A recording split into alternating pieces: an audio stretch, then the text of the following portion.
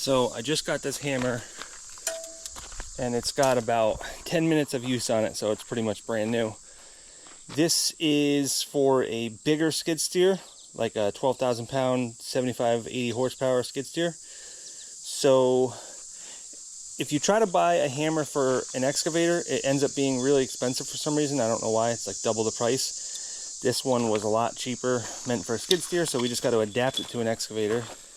So I tested this out on one of my skid steers, which is only about 8,000 pounds, and it worked fine. You don't need a high flow machine to run this. It's got 1/2-inch hoses, and it needs a minimum of 12 gallons per minute, max of 3,000 psi, and a max gallons per minute of 20. It's almost 6 feet tall, so I think it should be perfect for my Deere 80, because this is an 80 horsepower machine, and the specs on the hydraulics look like they match up. So we're going to go ahead and adapt it to this machine, and it's going to be pretty involved because this machine was not set up for a hammer. So right now, currently, I have 3/8 hose going from there all the way up into the manifold, which is the valve bank, and that's 3/8 hose all the way, and that's just not enough. It's fine for a thumb because you're not really using it that much. It makes it just a little bit slower. It's also fine for like a tilt bucket or various other attachments, but when you get involved in something like a hammer, which when you're hammering, all the work being done is by the hammer. When you're using a thumb, most of the work is being done by the boom and the bucket, and a little bit of work is being done by the thumb, so it's not a big deal. But in this case, these 3/8 lines are going to bottleneck and make it so that this hammer either doesn't work or works and overheats these lines a lot and quickly. So I'm going to have to make my own hard lines, which I've already got the parts and pieces for. But the first thing I got to do is adapt the hammer to the machine, which means I'm going to have to unbolt that skid steer adapter. We're going to have to make our own plate. I got some ears right here, which I could have made, but these were like 300 bucks with the pins, so that's not too bad for this size machine, and it was free shipping. So we're going to go ahead and adapt those onto a 3/4 inch plate, and that should make pretty easy work out of that. Just a lot of welding.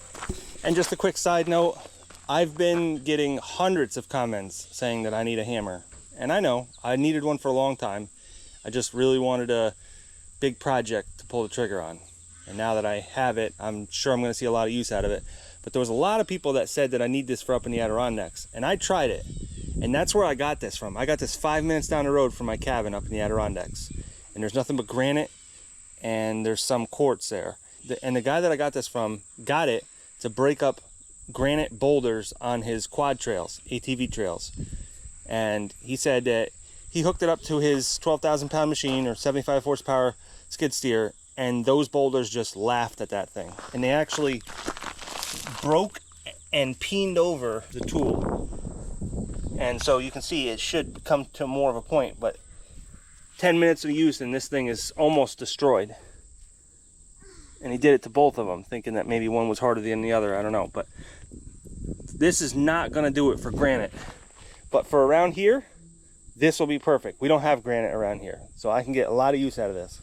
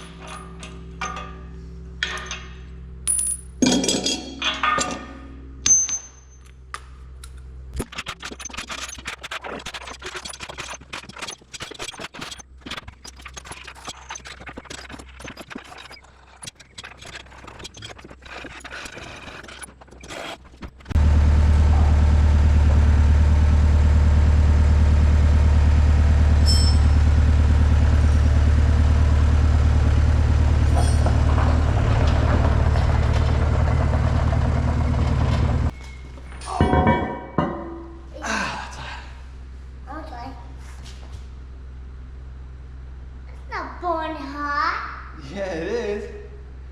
Try wrapping your hands around that.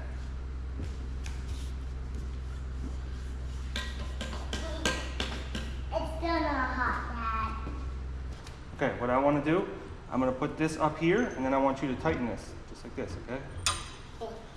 Here, you can hold this right here. Can you hold that right there? Yes. Whoa! Yeah, we'll put it right here. Oop. Put it right here. Right there. Okay, just hold it right there, okay? Oh, yeah, that's heavy. Yeah. Is it hot? Yeah, it's hot. I'm gonna get one of those. Okay? Yes.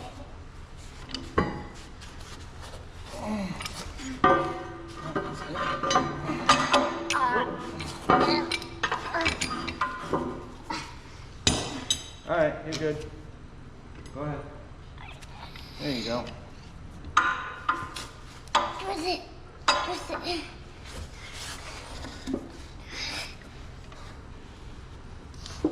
Here. Put it right here, and then push this thing forward, just like this. Okay. Now we'll start twisting. Okay, now we're almost tight, so I'm going to adjust it. Hold on, hold on.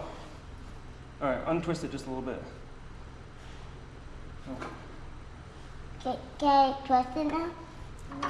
Not yet, untwist it a little bit. Untwist. There you go, okay. All right, twist it. I could. I think so. That's good. Now we're gonna do this one.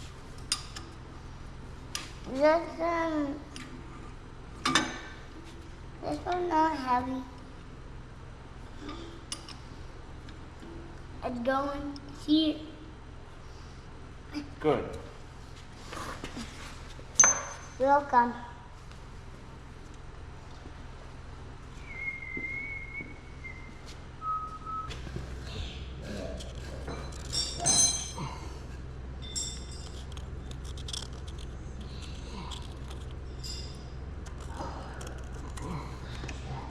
All right, take that one right out of there. Pull it right up. Pull it up. There you go. Yep.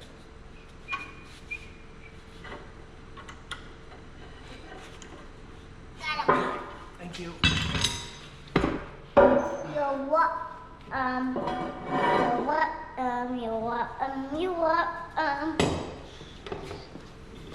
So as of right now, if you don't have a mag drill to do this next step, you might have a little bit of a hard time. That mag drill is an absolute must, unless you have a really good and big drill press. But doing this by hand is, I don't know, you'd be a whole day doing that. And hundreds of dollars in bits. That $500 mag drill comes in real handy. It's paid for itself many, many times.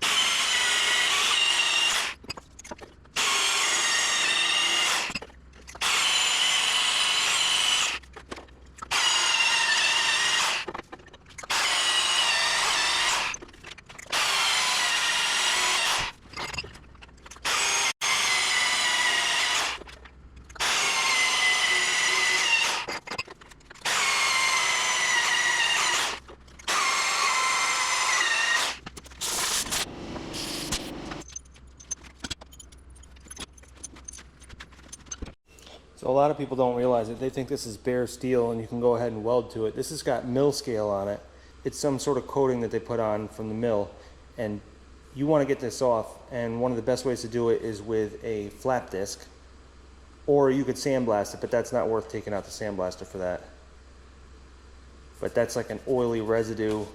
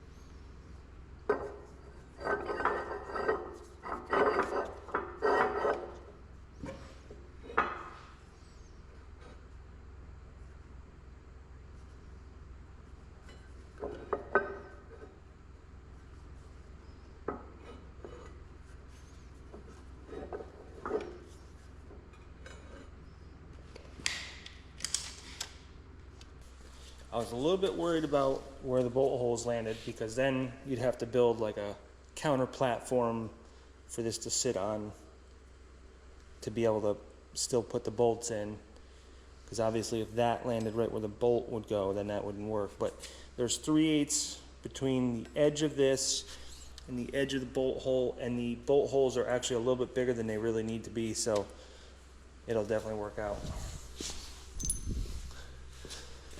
See, I can put that in there, and even all the way over I still got 3/16. No problem at all. Even with a washer on there, it won't be a problem. So that's exactly where I want it to be right now. I'm just going to check it with a square to make sure that they're square with each other.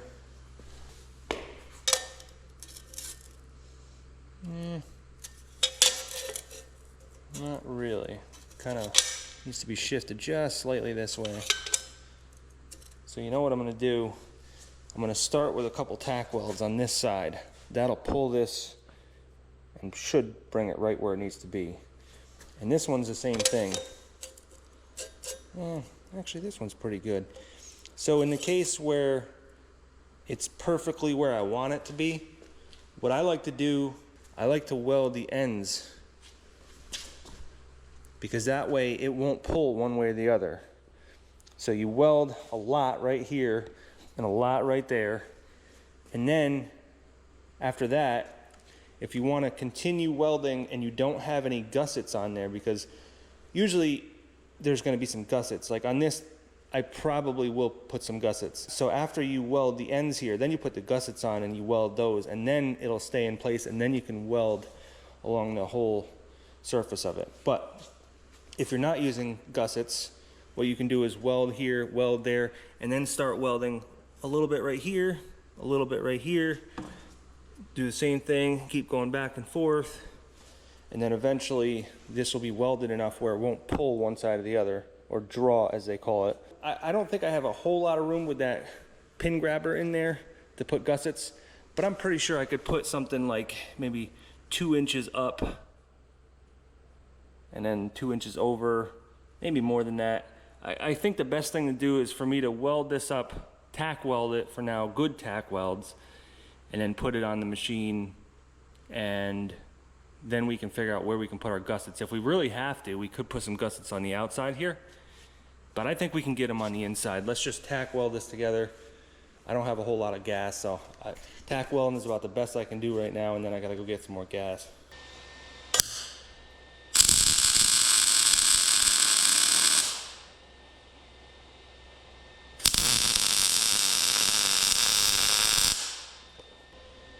So look at that, I had just enough draw and not too much draw to be absolutely perfect. You couldn't get any better than that.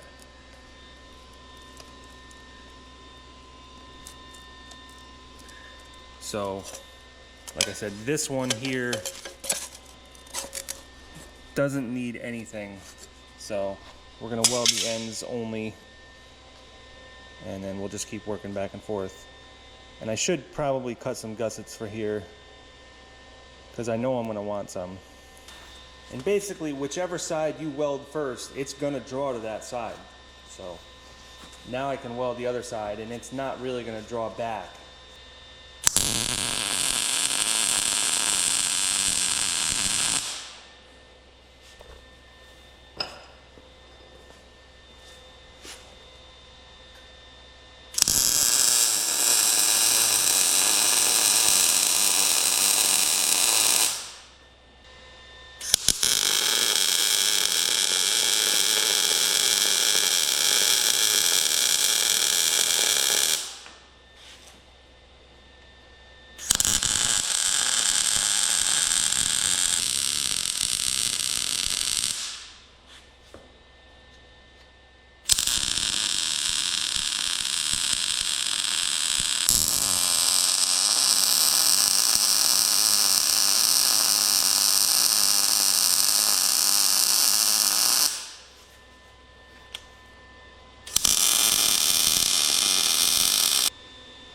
Now, if you paid attention and you got your draw to be controlled the way you wanted it to be, you should be able to just pull these pins out just as easy as they came in. So, I haven't even tried it. Let's see. No. No. Okay.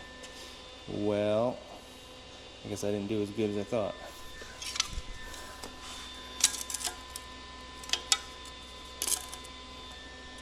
No, it's perfectly square though. Perfect.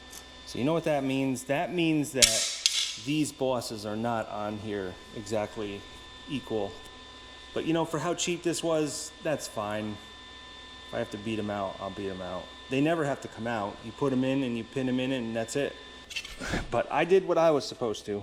I got this thing exactly square. I mean, there is no better than that on both sides. Perfect. Absolutely perfect.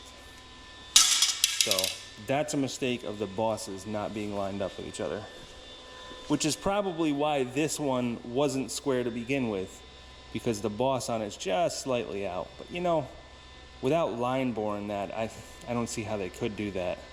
I mean, for $300 with the pins, I've seen the pins go for more than that. I've seen the bosses go for close to that. So to have everything all together, I'm not gonna complain. Look at that, comes right out. Yeah.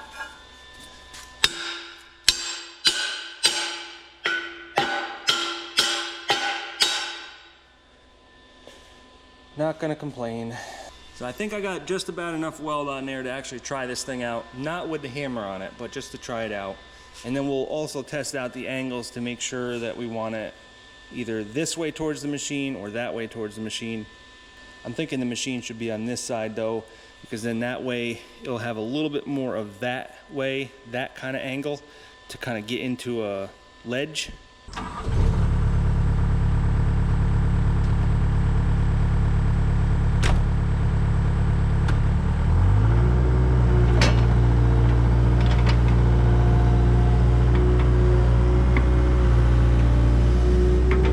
One day maybe I'll get a hydraulic quick coupler, but for right now, manual works just fine.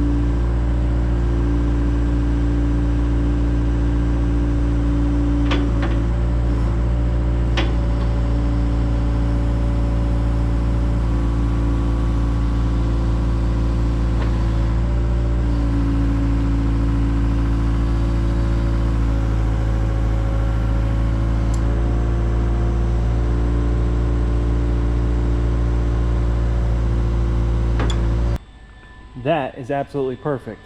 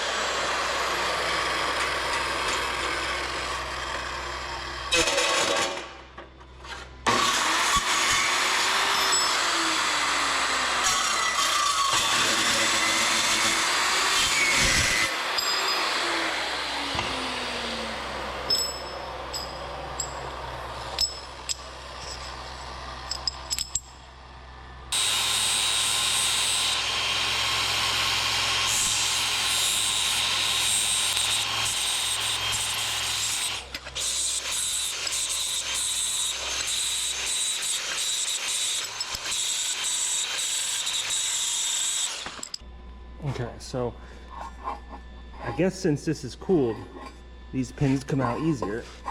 I don't need to beat them out anymore. I can just take them out by hand. So maybe I sold myself short before. So I got the locations of these gussets marked out. I got to somehow get in there and grind that down.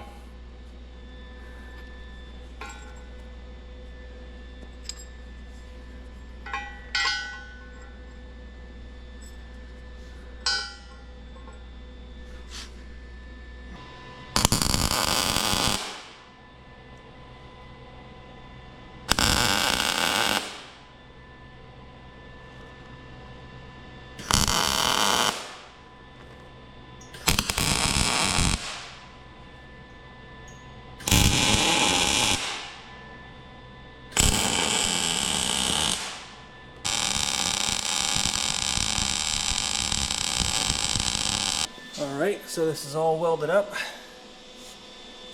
and I left just a little bit of space in between each hole just for the washer to be able to go there. I still made the root pass, but I just didn't do the passes over that. So, got the gussets, everything's looking all nice. So now, we need to get that thing on there.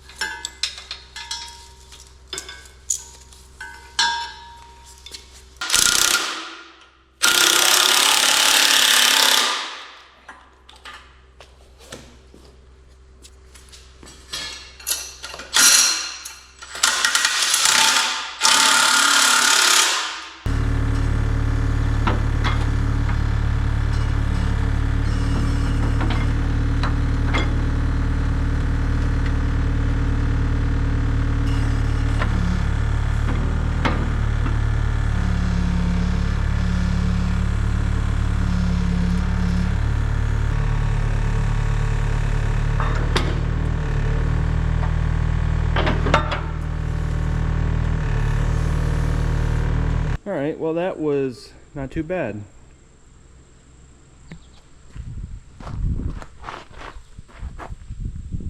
I mean, that's like level with my eyes, but I see no problems with any movement going in or out. The only thing that's a little bit restricted is when you want to fold up to be on the trailer, or in the case of trying to get in this 10-foot door, trying to fold up to get in there might not be able to happen, which is pretty much my next move. I want to bring this inside and do the piping, because it's like 90 degrees out, so it'd be nice to do it inside. So I'm gonna try to get it inside. We'll see if we can fold it up enough to do that.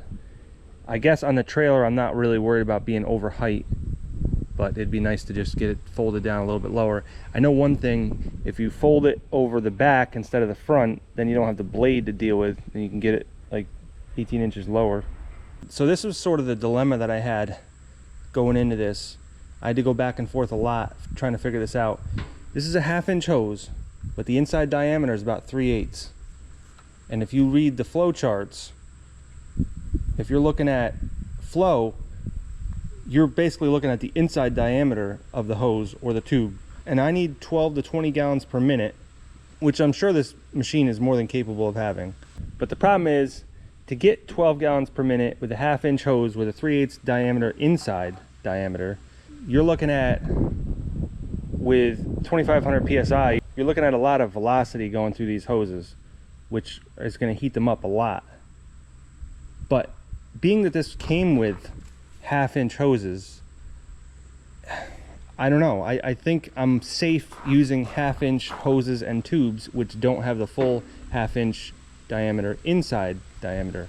I guess only time will tell when we run this thing for a while and see how it overheats or not. So I've never run hard steel tubing before, but I did a lot of research, watched a lot of videos, read a lot of forums, and basically what I've come up with is using smooth wall 1/2-inch OD. It should leave it around 3/8 of an inch on the inside. And I think because it's going to be a steel line, it's going to dissipate heat a lot quicker than these lines, which kind of will insulate it. So I'm hoping that that will be all right. I was going to go with 5/8, but then you got to go with the thicker wall on that. This has got a 0.065 wall, I believe, and it's rated for, I think, 3100 psi, which we're going to be down. This hammer is only capable of 3000 psi, so we're going to have to be down, and I may have to turn it down to around 2500, or maybe just a little over that.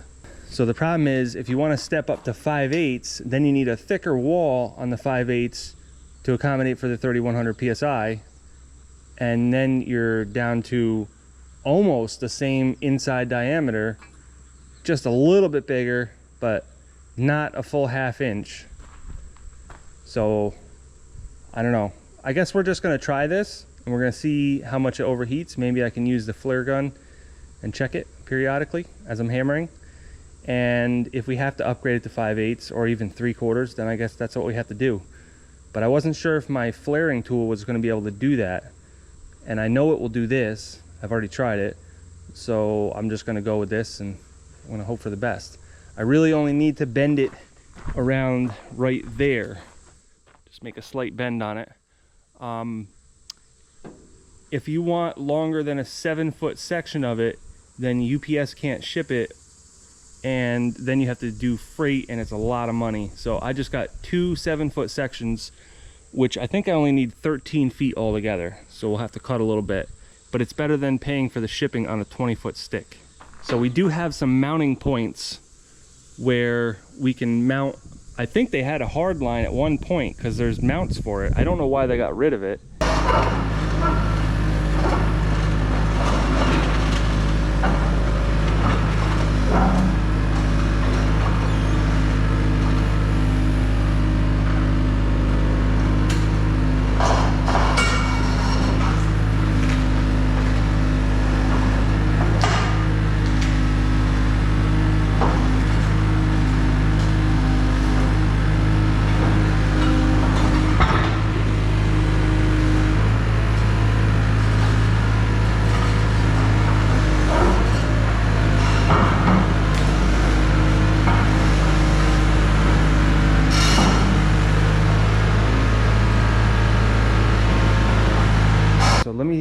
show you what I got. I got some hoses. I spent most of a day figuring out all the fittings and hoses and stuff to make this work. So off the manifold, we're going to have a diverter valve immediately right after the hose. And the reason is to divert the flow from one of the hoses back to the return tank instead of going back to the manifold, because when you're running a hammer, you don't want that fluid going back to the manifold. It'll heat it up a lot more than it needs to. It just needs to go back to the tank. So when you're hitting with that hammer, you only need flow one way, and the return isn't going to have any pressure. It doesn't need to go back into the manifold. It's just not necessary for it to go through the manifold. It could, but it's going to heat it up, so there's no point in doing that. So that's why you return it back to the tank. So this diverter valve will do that. So right off the diverter valve, we're going to hard pipe it. So that's going to go right next to the manifold, but there's going to be a hose because that boom needs to go up and down. It needs to flex. So then the other hard line, which is going to be right next to it, is just going to be connecting from a flexible hose to a solid steel hose. So there's no valve there. And then if you imagine just working our way up, the steel lines, the two of them will go up and around, and they'll have a connection about midpoint there, simply because I didn't want to pay $300 in shipping for a 20-foot stick. And the sticks that I got were actually free shipping because they were 7 feet. So anyways, those two hard lines will come up to here. They'll end right about here. And then from there, and they'll get clamped. And then from there, we're gonna run 2 rubber hoses up and around, and one's gonna go that way and the other one's gonna come this way. So here's the manifold, and here's the original piping, which all has to go. And you can see that they had clamps for it, but that's not really, it's not really the right setup. So we're gonna rip all this out. Here's my return tube that goes right to the tank. So we could tap in right here, which is gonna be 1/2 inch.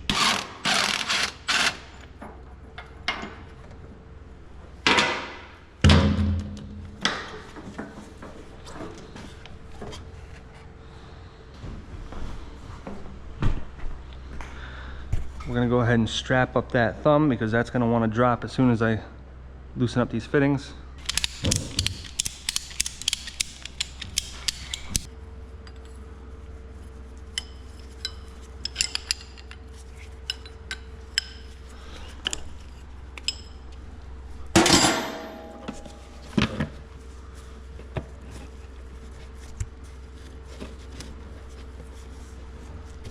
Well, that's barely anything.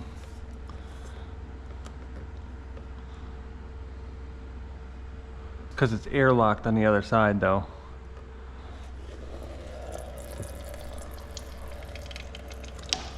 This one we can go right through here.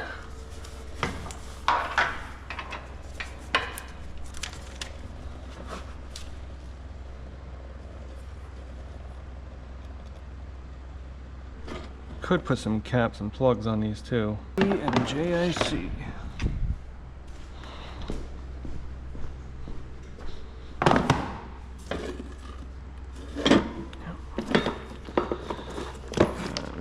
Two.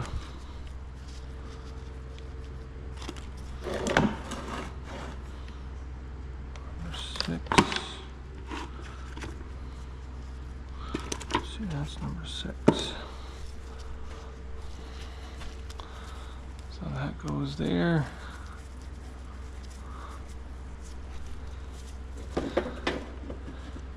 This can go here.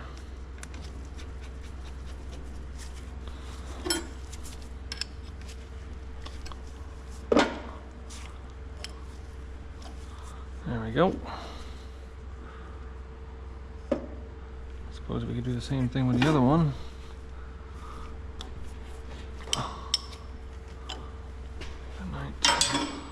Okay.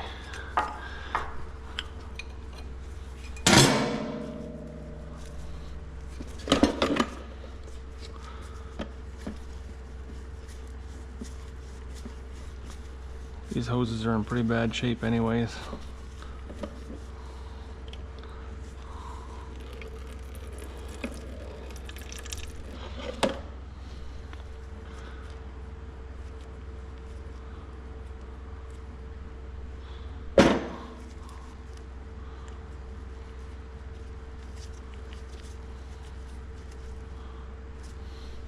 So I wish it was as simple as just coming off of here, but the hard part is going to be getting these out of the manifold. It's a major pain. And I did take one off because I had to make sure of the size that's going into the manifold. And that was a pain. That was a real pain.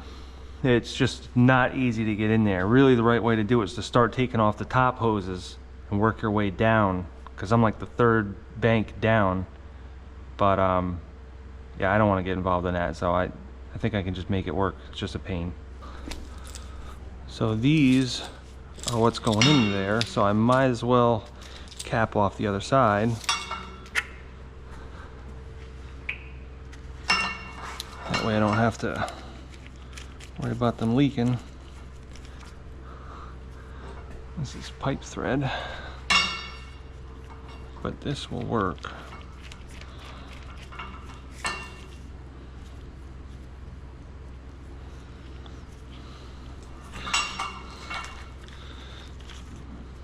And this one, I told you guys, I really planned this out and thought about this for a while. This one is pipe thread, but it's swivel. Fancy, huh?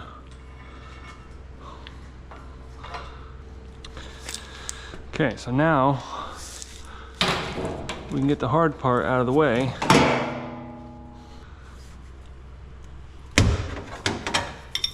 Okay. Well, that's the easy one because I already had it out. Let's get that one out of there.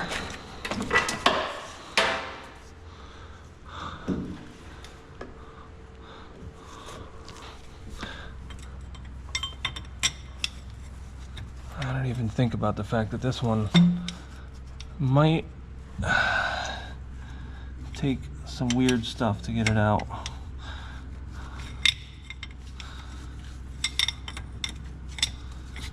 It might need to get the one right next to it out first, which is really stupid.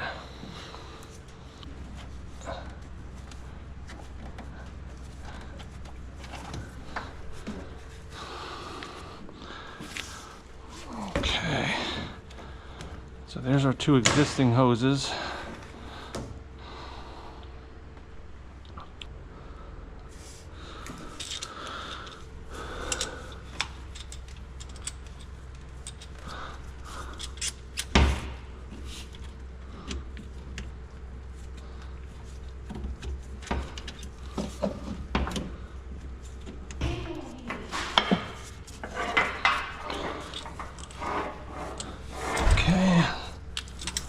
So far, so good. Just need to get these tightened up.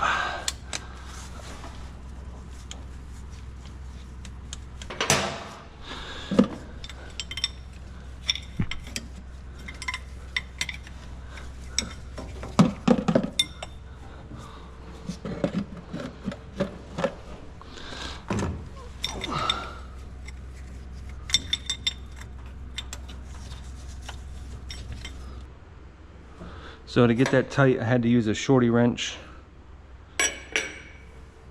But we got the new hoses hooked up. We just got to hook back up the old hose that I just took out.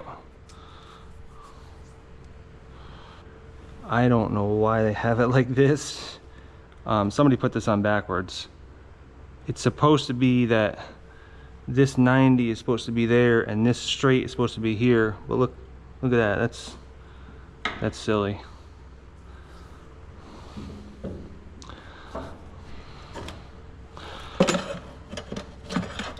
Let all this fluid leak out and let's correct this.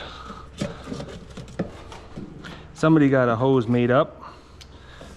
They brought in the old hose and they got this hose made up. They just put it on wrong.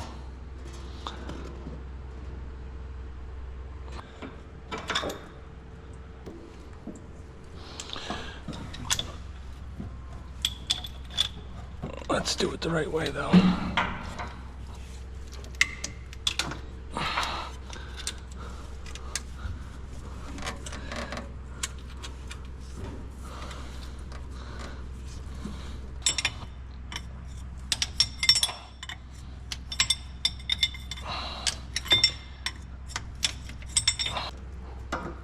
And this is actually O-ring face seal. ORFS.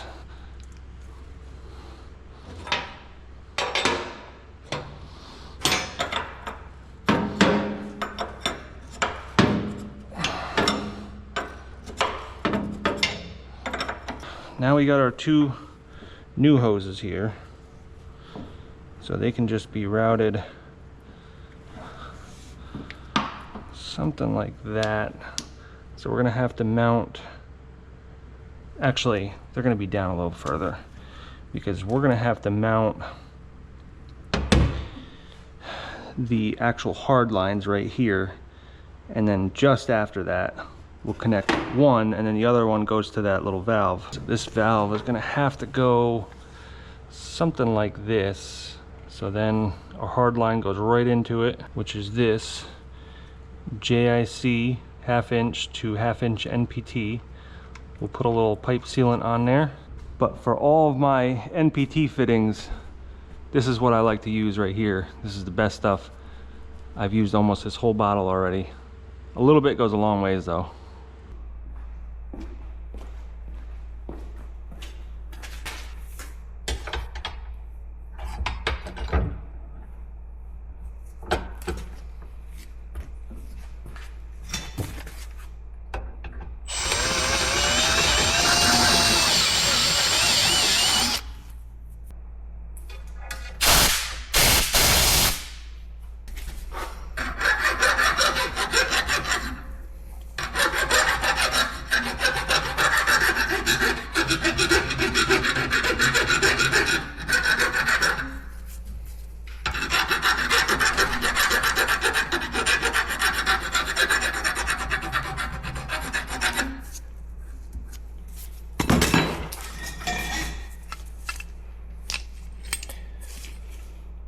So this flare tool you can buy right at Home Depot. I had to order it, but some stores might have it in stock. It's a heavy duty flare tool and it's got like a clutch on it. And you got to make sure you get the right one, because they have one that I think is 45 degrees, but this one's 37. So it does up to 3/4. So it's 3/4, 5/8, 1/2 inch.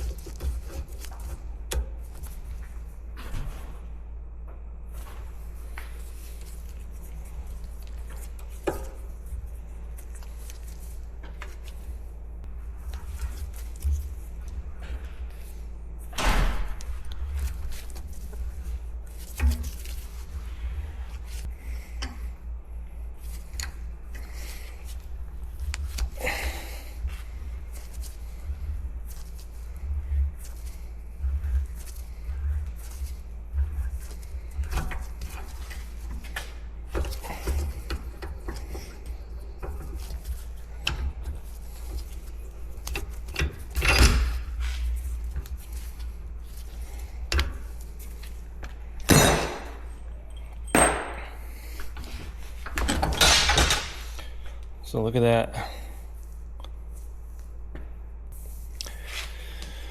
So now before I flare the other end, I want to make sure I got my 2 nuts and my 2 sleeves on here. That would be a bad thing if you didn't.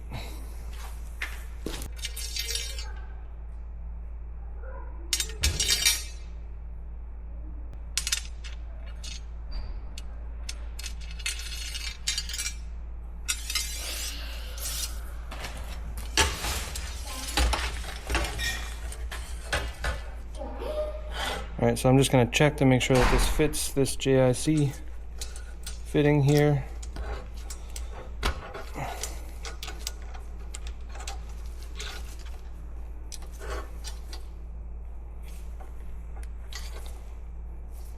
Yep, that looks good.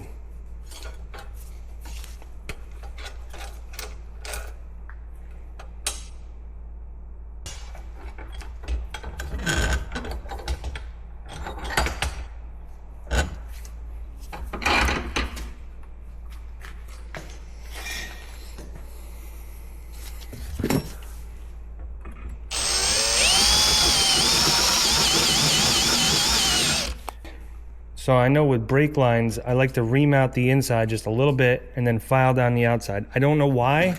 I used to not be able to get a double flare, and a lot of them failed until I did this, until I reamed out the inside and filed off the outside. I don't know why filing the outside does anything, but it does. Can't do this.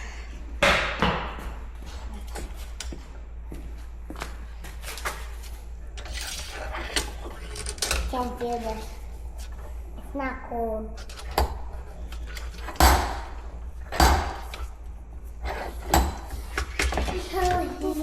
Oh, yeah.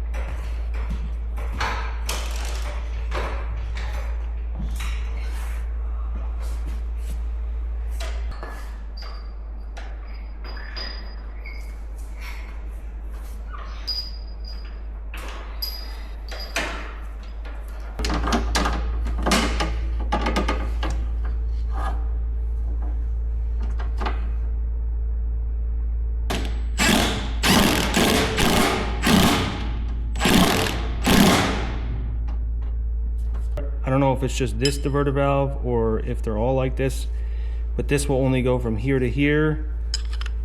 And then if you flip it like this, it goes from here to here.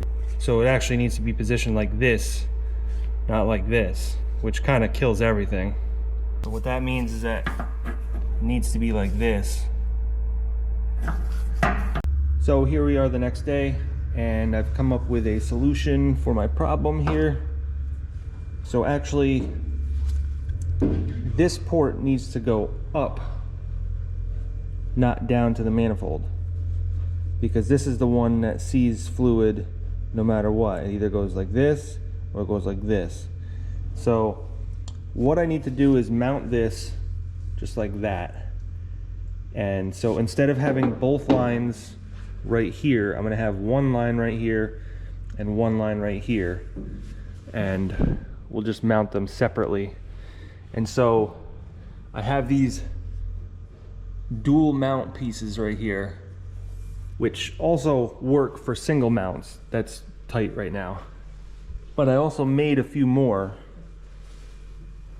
so that we can put it right there as a single mount. So, you know, that's just a piece of 3/8 steel with a hole drilled, and that will work perfect. So the reason I want them separate is because I need room for this thing to sit here. And out from here, since this is pipe thread going into this, I got a pipe male 90 that goes to a female swivel. And I just got that at Tractor Supply rather than having to go drive an hour to get stuff. They had it right at Tractor Supply. And they said they had 2 of them, but they didn't, so I had to get another setup like this, which is a male to a female 90, but without the swivel. But I really need the swivel in there, so I had to get this piece, which is just a male straight to a female swivel. So now I can mount this just like this. And it looks silly, but kind of is what it is. It works. That's all that matters. And for that matter, I probably should put this down here like this, just because that way I can mount to here.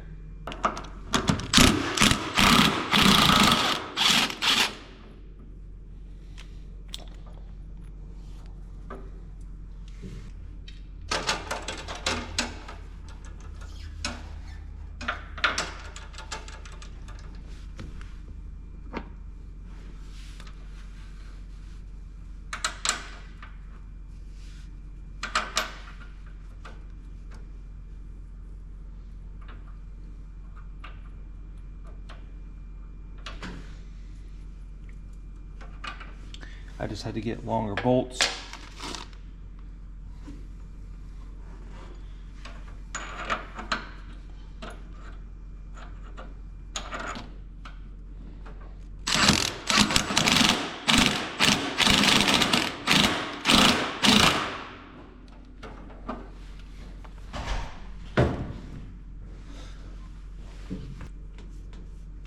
So I think what we're going to have to do is dress this all up first with our pipe fittings, because that has to be where they are. They don't swivel.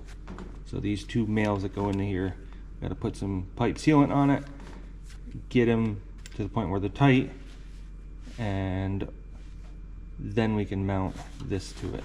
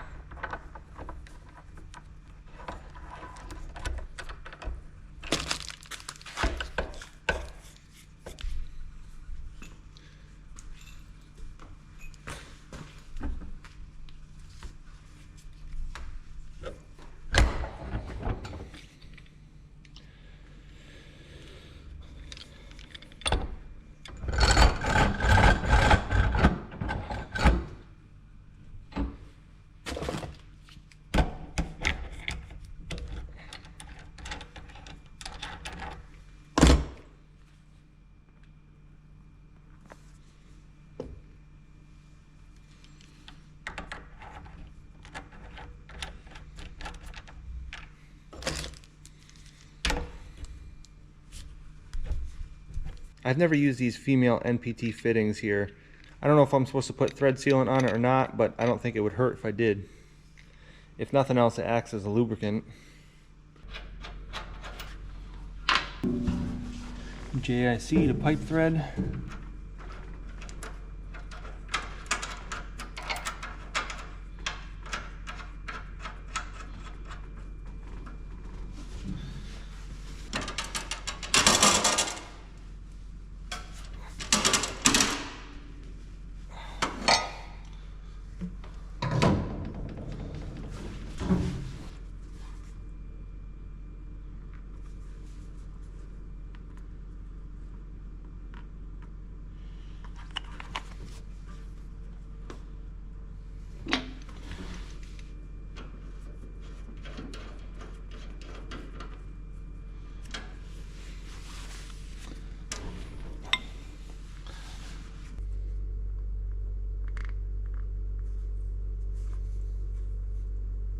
Okay, well, you know what I just realized? I would have been good with just the straight 90 without it being swiveling, because I got these hoses with a swivel male pipe thread. I was not even thinking about that. Well, I guess I was thinking about that earlier on. You know what though? Redundancy is not always a bad thing.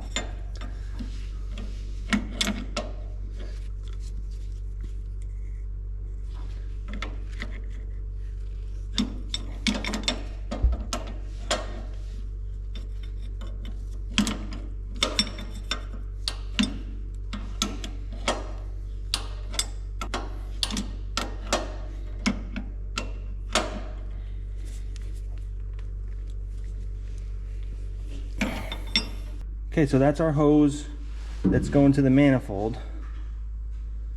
Now we just need to do another one going to the return.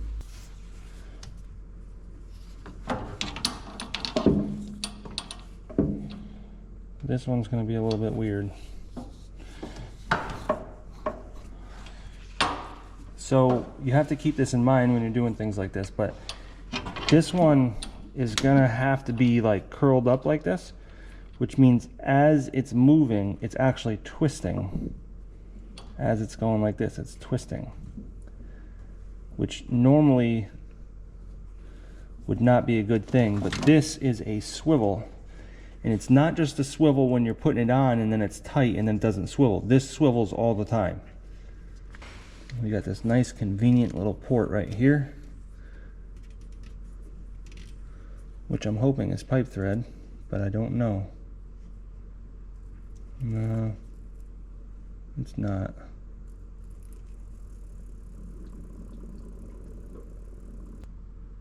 That's also not half inch. Look like half inch, but that's 3/8.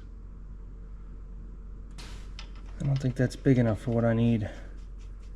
What I'm gonna have to do is go into this bigger port right here. I'm gonna have to adapt down.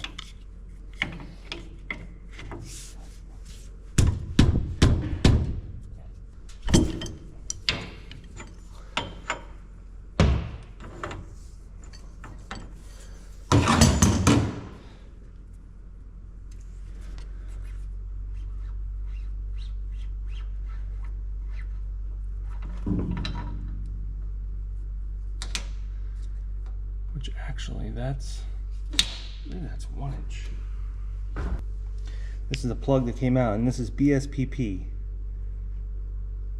British Standard Pipe Thread Parallel. Parallel meaning it doesn't taper.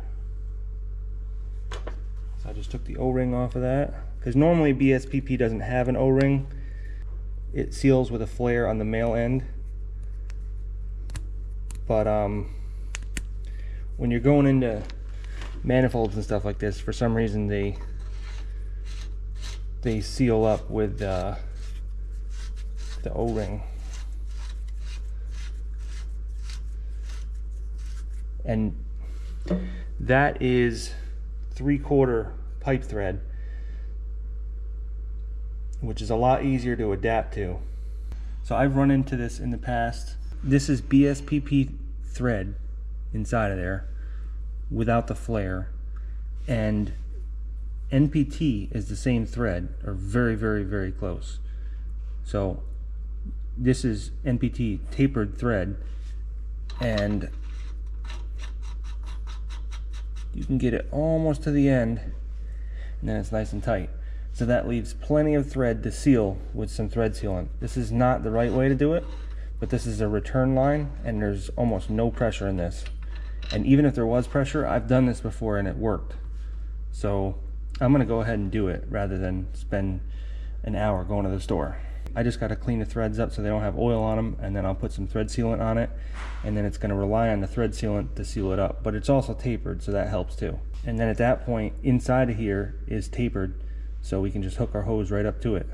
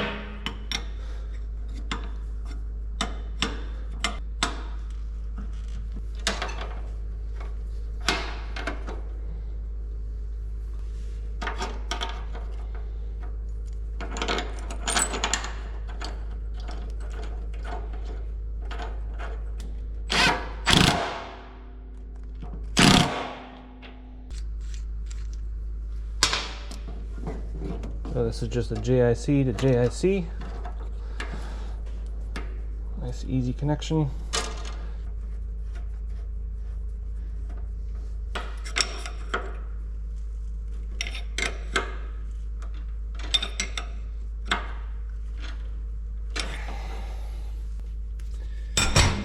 And the nice thing about all this stuff is you can see it from right in the cab, so you can keep an eye on everything, check for leaks, check for things getting loose, etc., etc.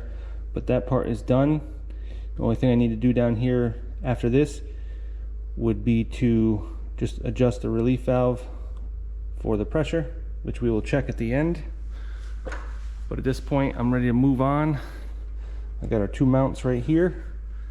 I got 1 mount right here. I'm gonna put another one right here. I'm gonna bend that.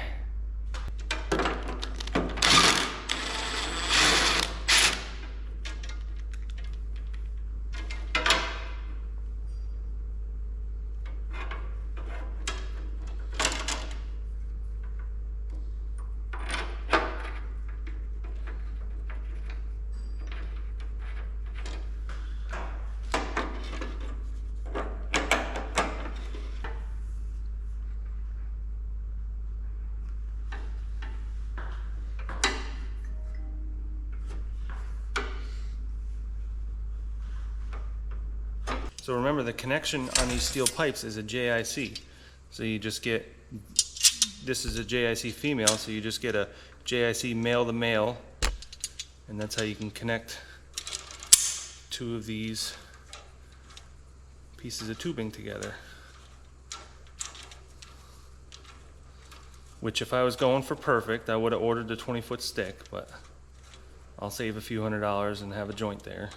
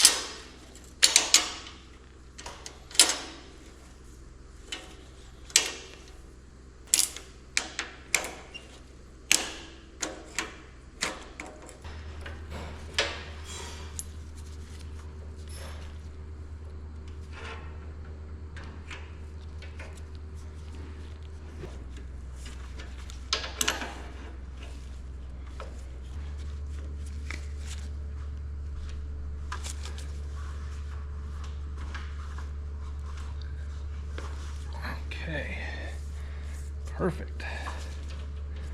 Look at that.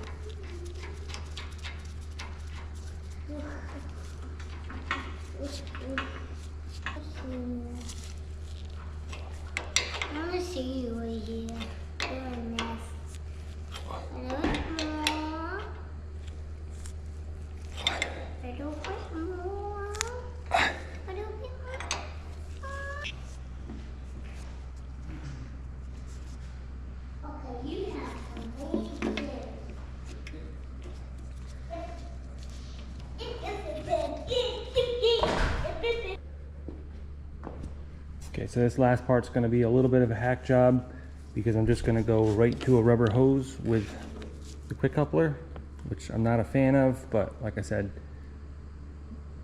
everything else is done to this point, and I'll get that other diverter valve later. I wanted to come right out of that diverter valve, the manual one, with this so that it's solid, but we could probably come up with some sort of mount that'll mount on this crimp part and make that solid, and then it's the next best thing. But I got O-ring boss for these, so no thread sealant necessary. Just tighten it up, and theoretically we could test this hammer out right now. All right, so every time I use this pressure gauge, I have different attachments to make it work. So it goes up to 5,000 psi, and I just had to put a couple little fittings on here, and then I got the male end of that 1/2 inch coupler. So this is going to be the pressure side for the hammer. So that's really all we need to test, because the other side is only going to have a return.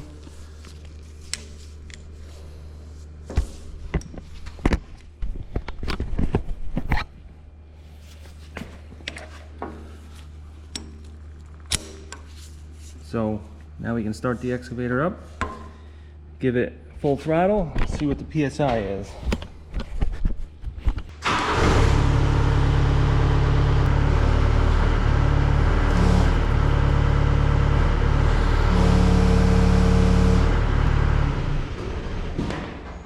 Yeah, I gotta turn that down quite a bit. So I guess I'm gonna have to turn down the relief.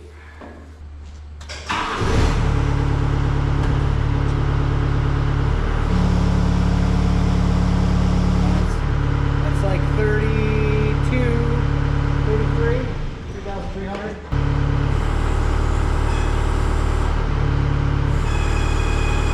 that it? That's like less than 1,000. How the hell? How does that work? I don't know. That's 2,000. Maybe 2,100. Hit it one more time before you turn it off. It's like 2,100. Exactly. That's back to 3,500.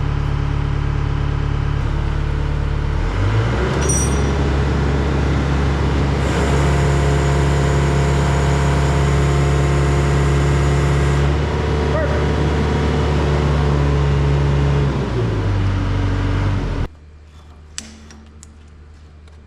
It's like that chisel's got a lot of usage. No, that chisel has 5 minutes on it. Does it? In granite, yeah. I see a big old rocker over there.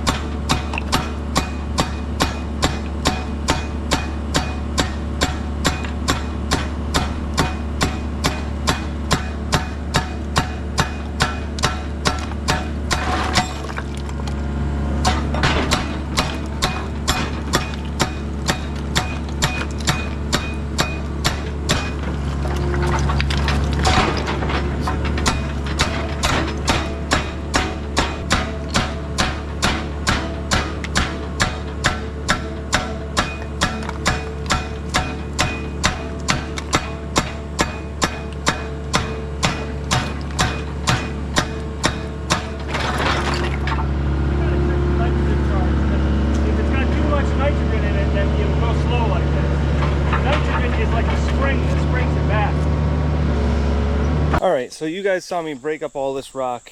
Did a good job, but it was extremely slow.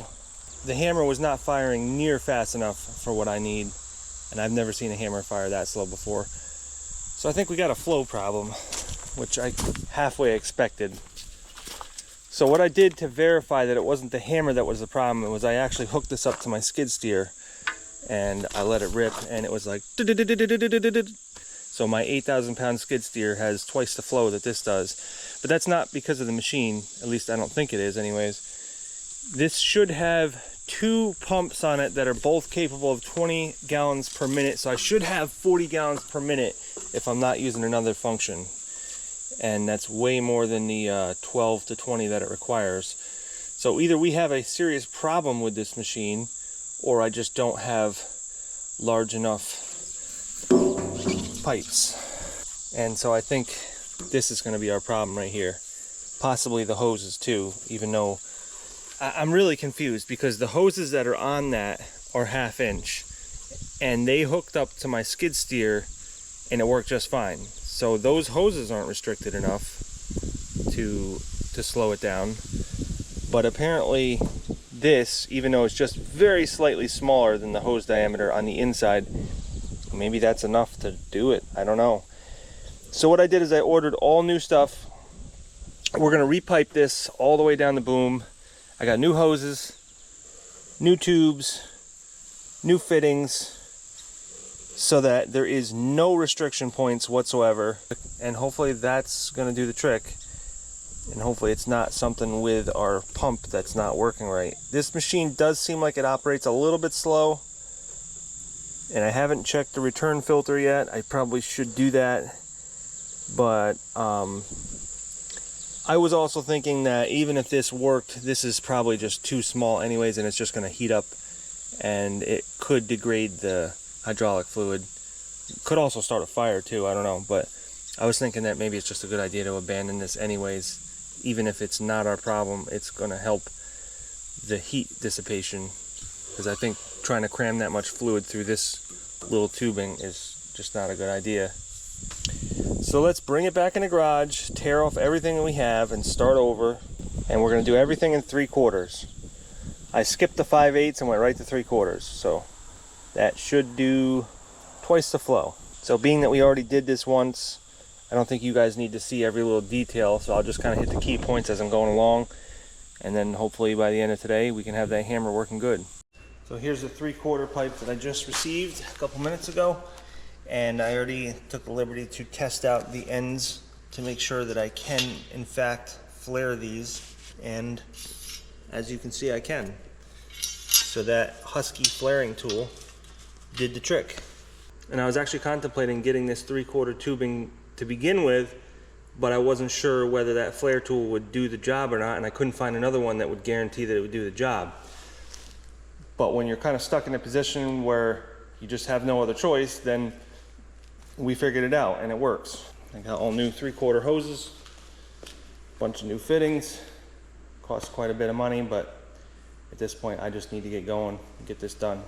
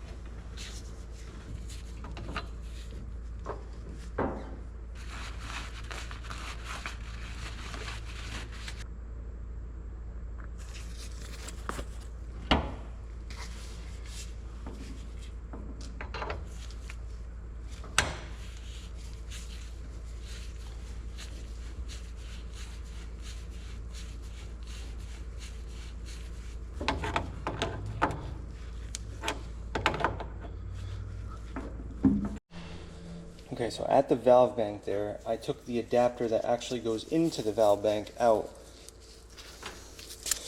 which is this. So this is BSPP to JIC, and this is 1/2 inch, but you can see that thing is like 5/16 on the inside. That's probably one of the smallest things in this whole system. So I upgraded from 1/2 inch BSPP to 3/4 JIC. You can see the difference. And also, you can see the difference here.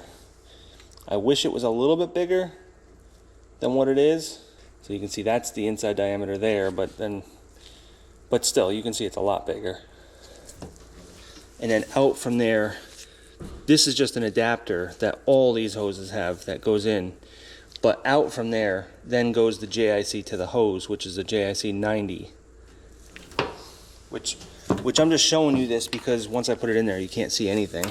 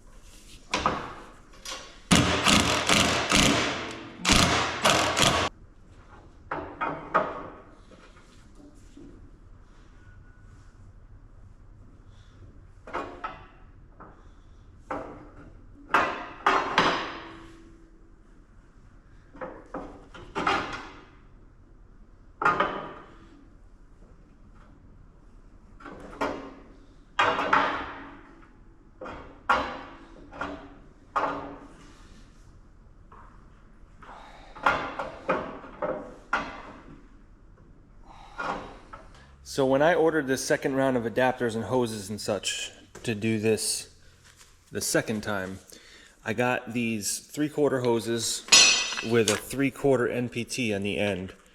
And I had ordered new quick couplers, which are the flat face.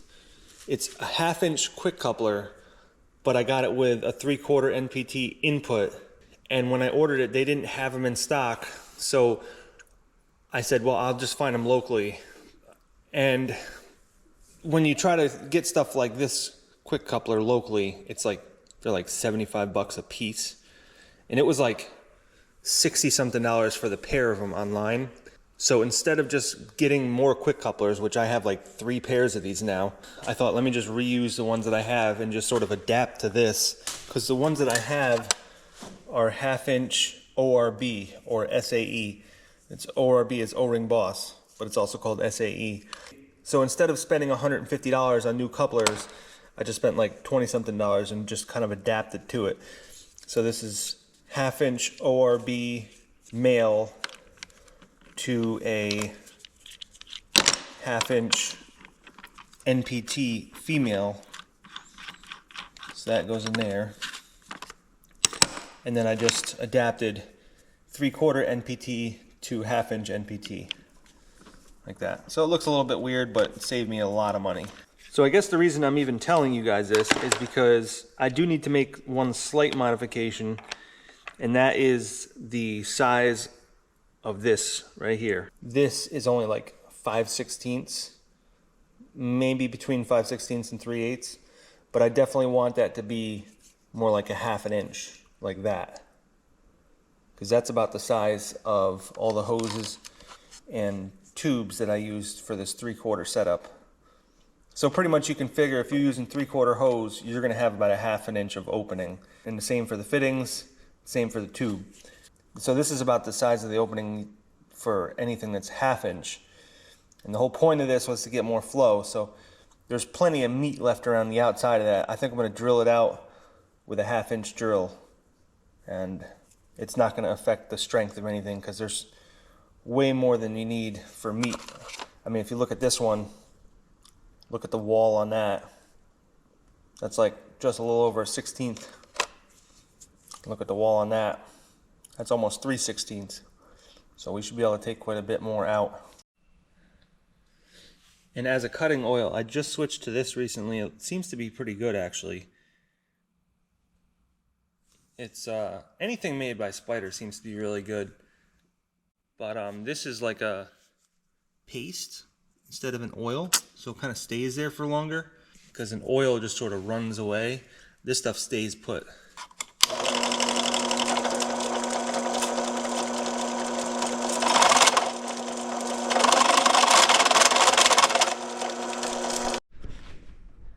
All right, so that is so much better. That's a full 1/2 inch ID on that, which is pretty close to what this is.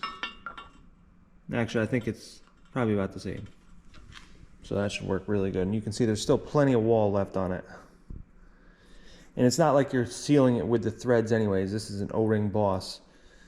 So the threads are just to tighten it up to the O-ring, and then the O-ring does the sealing.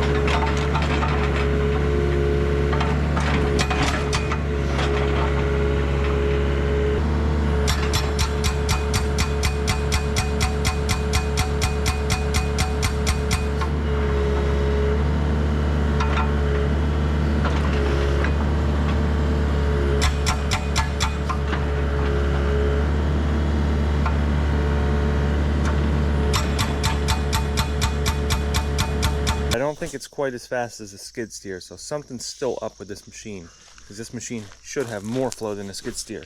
So I'm going to go ahead and check the filters, the hydraulic filters in here. There's one on the return, and then there's one main one that's like a suction screen. Let's check both of those and see what's going on. You can see the date on here is March 3rd of 23. Well, that would be just before I bought this machine, so I doubt that this is a problem. But I guess it's worth checking into.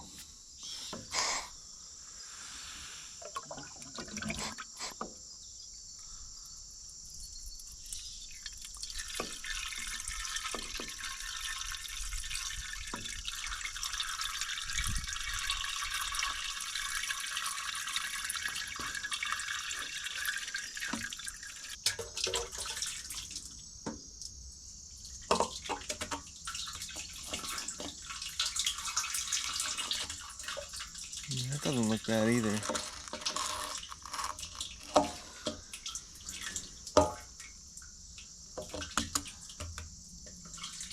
Yeah, I mean, that's just about as clean as it gets right there. I was hoping to find an easy answer here, but I guess not. I guess the best way to know for sure is to do a flow test, and I don't have equipment to do that. I suppose I could hire somebody to come out here and check that for me, or I could bring it somewhere, but I don't know. At this point, I don't know what else I would change on this machine, so I don't know if that really matters. Just remember when I dug that drainage ditch going all the way around 700 feet towards the back, there was a giant rock in my way. It was 16 feet long or so, and who knows how deep, and it was probably 12 feet wide. And I had to actually route the stream around it because it was so big and I couldn't get it out.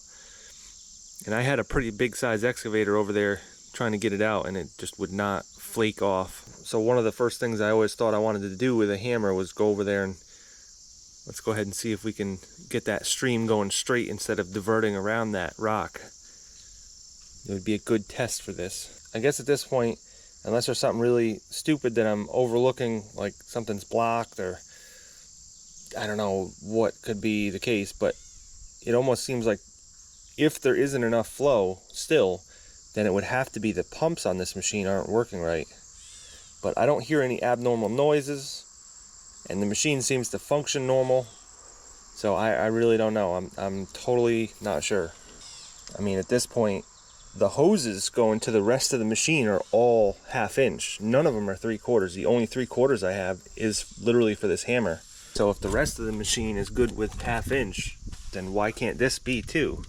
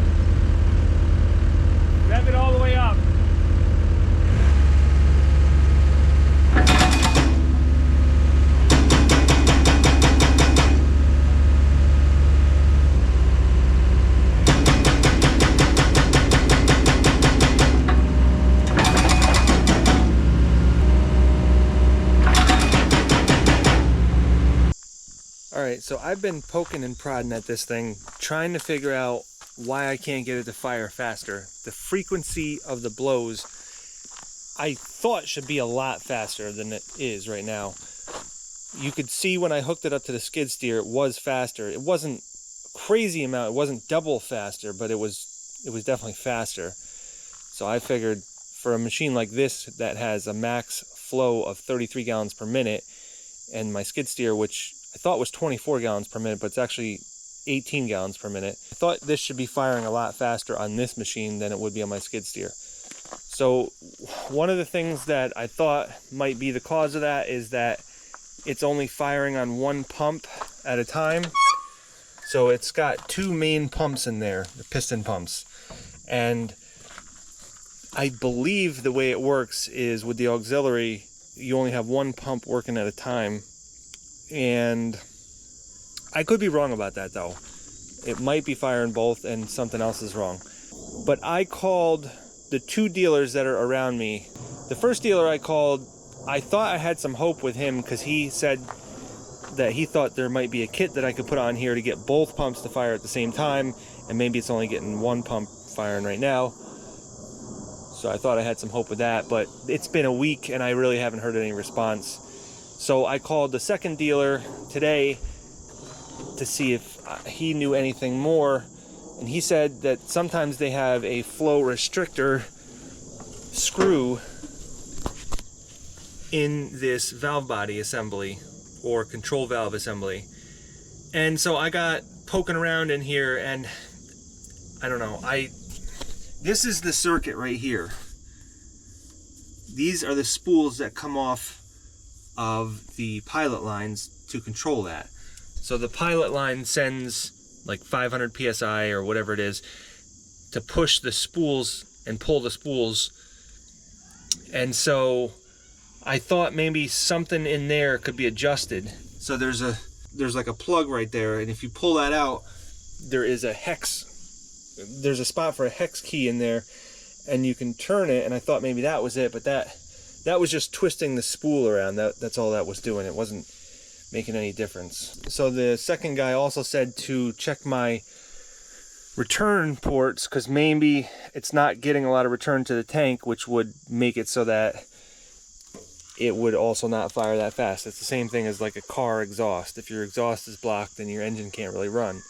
So, but I really don't think that's the case. This is like a 1 1/4 inch line here, and it doesn't seem like that could be the case. This right here, I believe, is a setup that will tell you if the filter is restricted.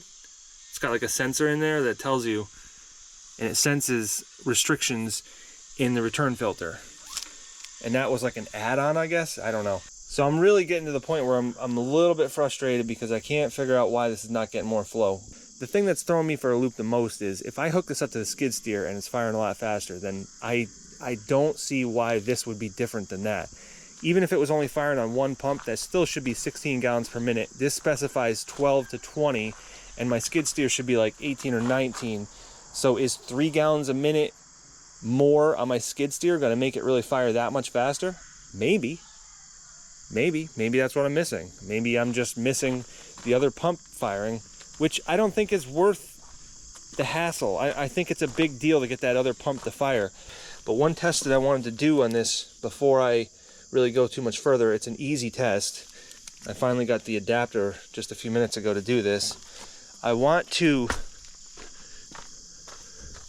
come off of this line, which is for this cylinder right here. And I want to hook this into here and then hook my quick coupler into this so that this line is feeding that breaker. And instead of going through the auxiliary, this is just going through one of the regular ports, which you can see it's actually a much smaller hose than what I put on for the auxiliary. But maybe we don't have a restriction. That'll tell us several things. First of all, if it does fire faster, that will tell us that there's something going on with the auxiliary port, because I doubt that this is also going to have both pumps firing at the same time, because it would make sense that it would alternate between the pumps for the different functions. You can use one pump for one and one pump for the other kind of thing. And if it doesn't make it fire faster, then that kind of means that we're maxed out on the 16 gallons per minute on this line or this line, and it just kind of is what it is. And then it's not necessarily a problem with the auxiliary port. It's really just a problem with getting both pumps to fire at once. So that will tell us something. So I'll unhook that, and basically I want to hook that into there. So I do have the female coupler here. Put the O-ring boss into here. And then on the other side is O-ring face seal 1/2 inch, which should go right into the female of that. I just need to go grab a plug, or actually a cap, to put on that. O-ring face seal.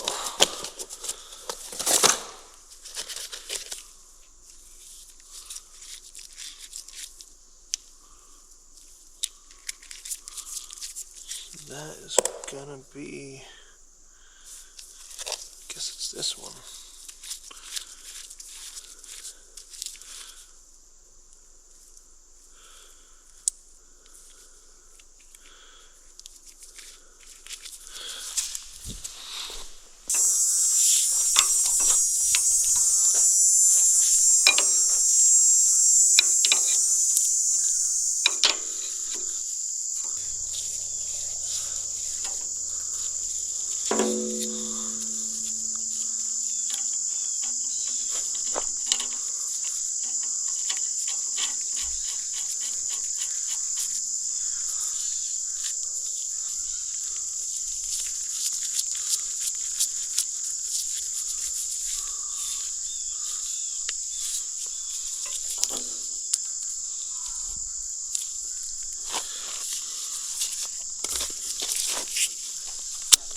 Okay, so now I just need to test it out.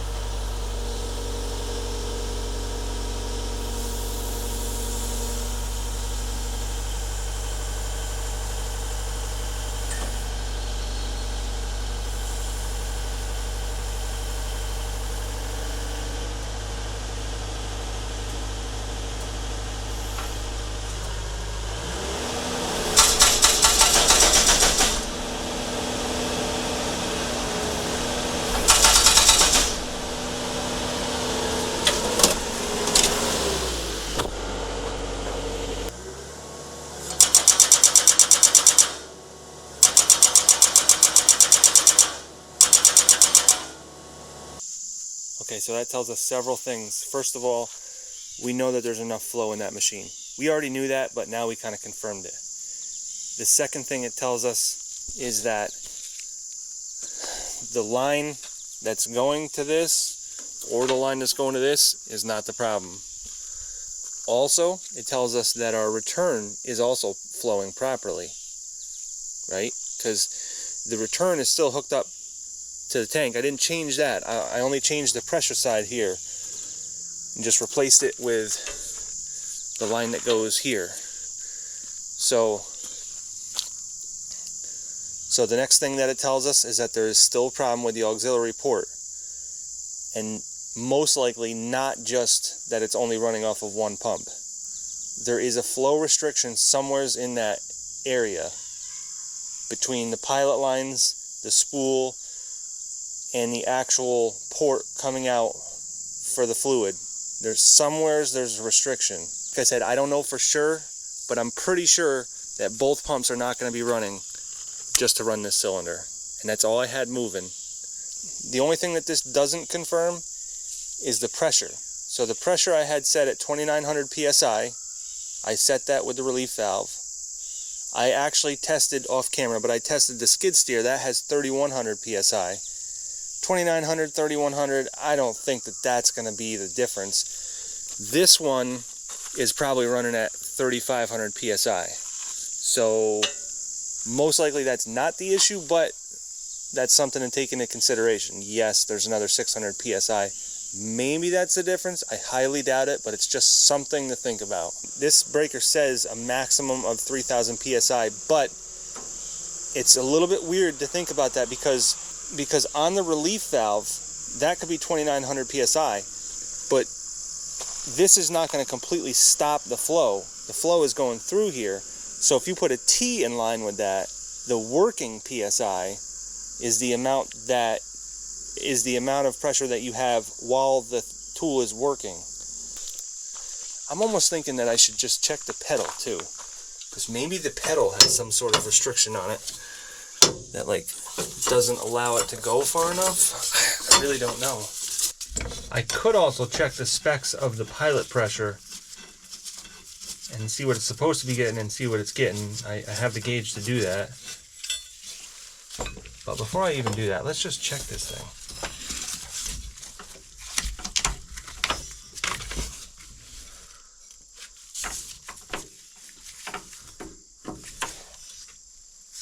I can see the actual spool on it is bottoming out.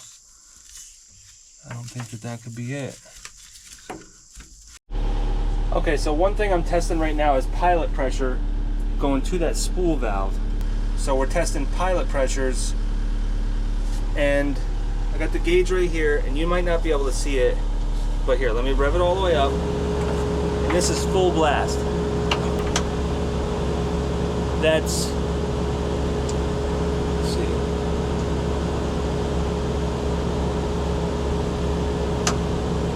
It's really only like 350 psi, maybe at the most.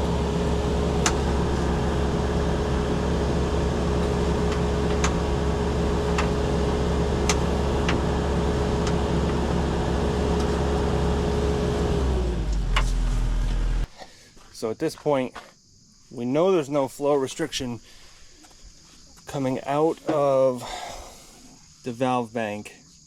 Any of the hoses that I put in, that's not going to have a restriction. This is not going to have a restriction. So really, we got pilot pressure coming in right here, but we don't have flow coming out of there. So something in here is not working right. So last night I was pondering about this whole situation, and I came up with something that I think I overlooked.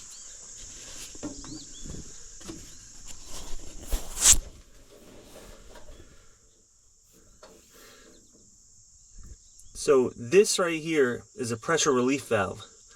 When I was looking at the parts diagram, they list this as a relief valve, but it's not a pressure relief valve. So this is what's on this auxiliary circuit.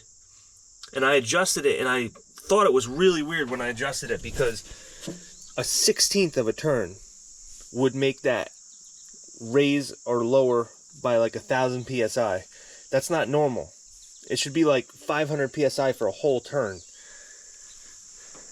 But I didn't really think about it. I didn't catch on until now. I'm going to adjust that so that I have more pressure, and I think that that will actually raise my flow a lot. So I'm going to do that, and let's test it out.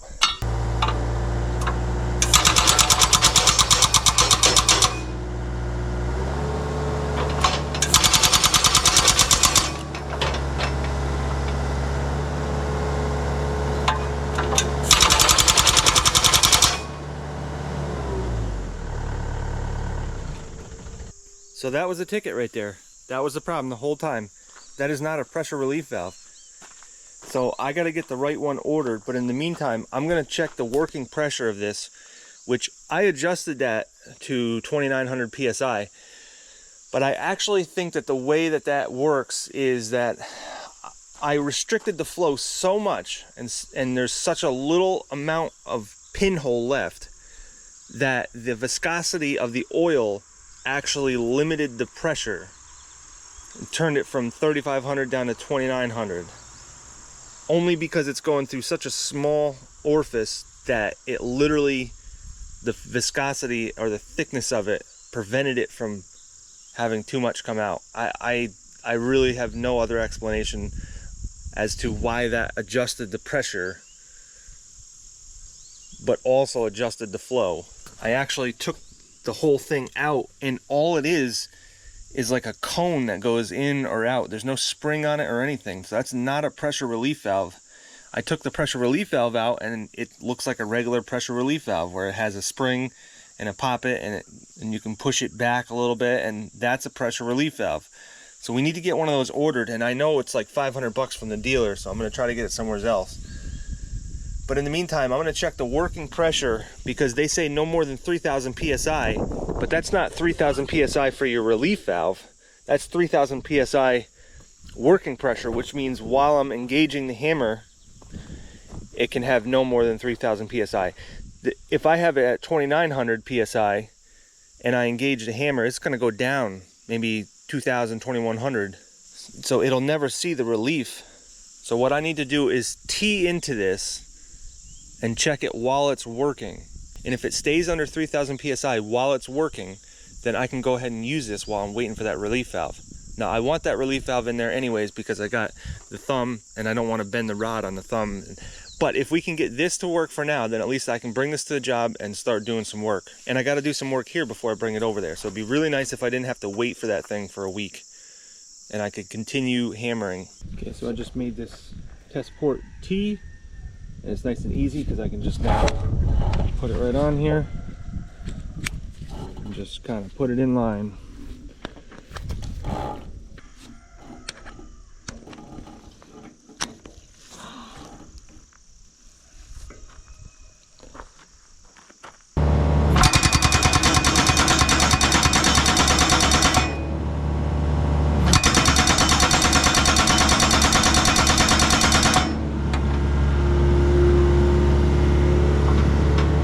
So I'm really supposed to have something solid to hammer to. A lot of guys will use a steel plate. I think a stump that's not gonna split would also do the trick. But as far as I saw, it never went past 1,800 psi. So we should be in really good shape here. And that was full throttle, which I don't think I need anywhere near full throttle because we're getting the full flow now.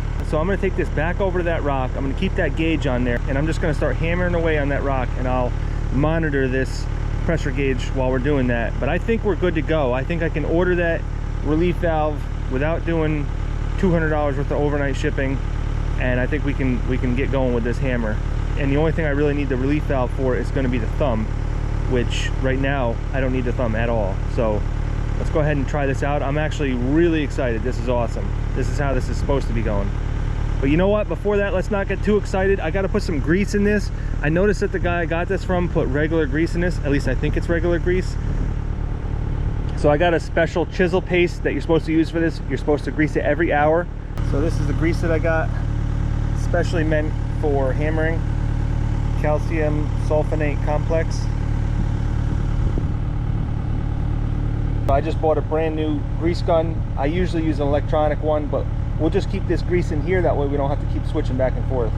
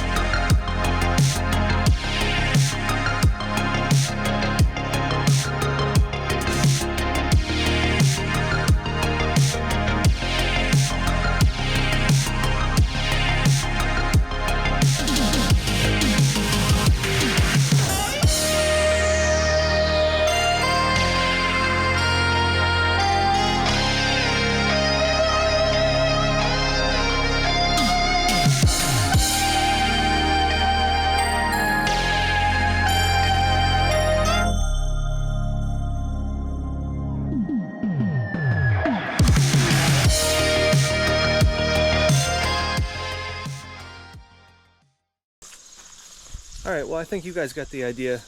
This hammer works really good now. We had to chase down a few problems. That one problem threw me for a loop for a couple weeks. I had to keep walking away and coming back and doing some research and stuff and waiting on the dealer to get back to me and all that stuff. Kind of felt hopeless for a little while, but I'm really glad that we worked that out. I'm really excited to use this. It's like a whole new hammer now that we added some flow to it. And before, I couldn't get it to do anything unless I was full throttle. And now you can be at an idle and it's still faster than it was before. So that shows you how much the flow increased by just adjusting that one adjusting screw. So if any of you guys know exactly what that thing does, let me know, because I'm just really curious as to what that even is.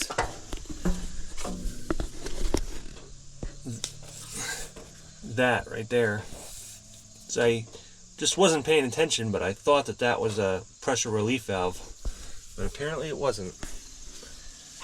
So I got a new one ordered up, and I'll get that in probably a week, but I really don't need it until I'm using the thumb again, but it's good to have it on there. But yeah, one thing about hammering that I realized real quick was you really got to have another machine there, because if you don't, the rocks just get in your way and you just can't continue hammering.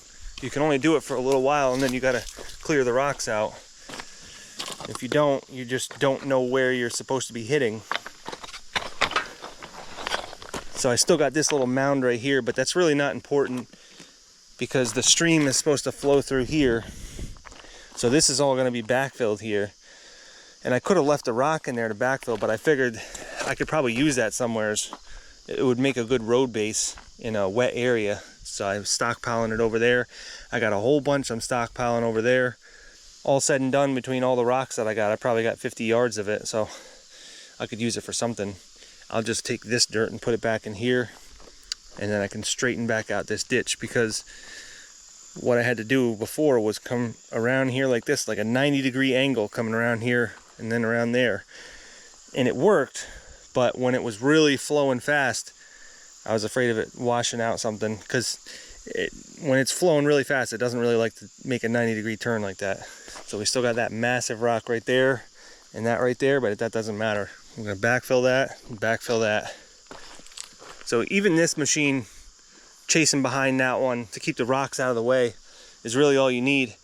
The next thing I'm going to do with this machine is bring it to the spec house that I'm building, because I got a hammer out for the basement, and I have my Samsung 130 there, which is probably too big, honestly, because I don't think this thing can hammer out fast enough for that Samsung to be useful.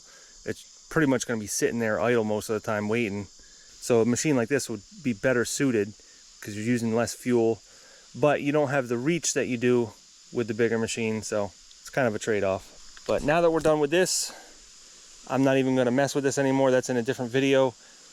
Right now, I'm going to focus on getting that thing loaded up on my trailer, bringing it over to that job, that spec house that I'm building, and we will continue on and use that thing a lot. So just as a side note, if any of you have been looking for a good place to get hydraulic stuff, whether it be hoses or fittings or adapters or whatever it may be, I've been using a place called discounthydraulichose.com, and I've been using them for a little while, and I try to get everything I can from them. Now the tubing, I don't think that they stock the steel tubing, but you can get that at a couple different places. But as far as all my adapters, and they have caps and plugs, they have quick couplers or quick connects, they have hose that you can buy, either pre-made custom hoses, or they have just reels of hoses that you can buy, and then you can buy the fittings for it. They also sell several different crimpers, and I would highly recommend checking them out if you're ever in the need for any of this stuff. I know sometimes it's a pain, and if you're on a job, you got to just go to a store and get it locally, but let me just tell you, you're going to save at least 50% if you can wait a day or two, because they do have overnight shipping. So if you can wait a day or two, you can save a lot of money by going with these guys. You know, if you have a 2-foot hose that's like a 3/8 diameter, then maybe it's not worth it. But if you've got anything significant, it's worth the wait. Sometimes you can't get away from it. But so I am going to kind of partner with them and I'm gonna get a hydraulic crimper setup, and I'm gonna get all the hose and the adapters and fittings, and I'm gonna have like a hydraulic hose workshop back in there, and I'm gonna partner with them to do that. So that'll be a whole video by itself, and that'll be coming up pretty soon. And I'm actually really excited to do that because I actually have a bunch of old hoses that I'd love to utilize somehow, some way, because they're just sitting around, and I'd love to put some fittings on them and actually use them for something. I have 55-gallon drums of hoses that are mostly good, that I can cut off the bad sections and I can make them good hoses again. Because most places that you go to have them crimped, they don't want to do that unless it's their own hose, and it has to be a specific hose. But you can crimp these hoses. It's just a matter of taking the liability off of the person in the store and onto yourself. That being said, I am going to get reels of hoses of every size, so I will have that too. So I would definitely highly recommend them, and I will leave a link in the description so that you guys can check them out too. But anyways, that's it for this video, guys, and I'll catch you on the next one.